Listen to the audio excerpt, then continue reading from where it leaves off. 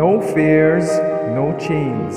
Invites you to live a life of emotional abundance. Written by Vanessa Pisuto. Narrated by Belinda Sainsbury.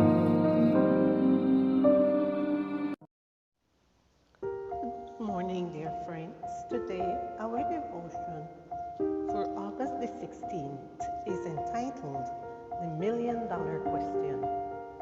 Our scripture reading is taken from Philippians chapter 4 and verse 12. I know how to be abased and I know how to abound. Everywhere and in all things, I have learned both to be full and to be hungry, both to abound and to suffer need. Imagine you are in there with them. It's cold and so dark in that basement that you can't see your own hands even if you put them in front of your face. You slowly rest your bloody back against the stone wall, waiting for the cold to soothe the pain of the lashes. Your feet are attached to socks, two thick pieces of wood with holes that immobilize you and force you to stay in an uncomfortable position. But that's not all. Imagine that the only reason you're in the deepest cell of that Philippian prison is for preaching the gospel, for daring to heal a demon-possessed girl.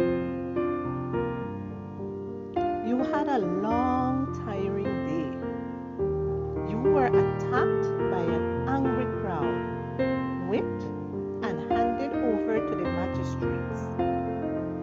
What do you feel like doing after all this? Maybe cry in frustration, complain. Paul and Silas did something amazing. At midnight, they began to pray and sing hymns. The question is this: how is it possible that, after what had just happened and considering their circumstances, Paul and Silas had emotional energy to sing? The answer is simple, yet complex. They were satisfied. Contentment does not depend on changing our circumstances, but on the one who changes our hearts. It does not have to do with getting our husband, children, or co-workers to change, but to trust that with Jesus, we can deal with everything. In her article, Contentment at All Times, Christian writer Patricia Neymanon reflected,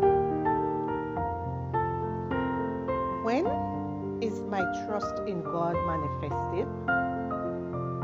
When my joy and security do not depend on my changing circumstances, but on the God who never changes and his sure promises.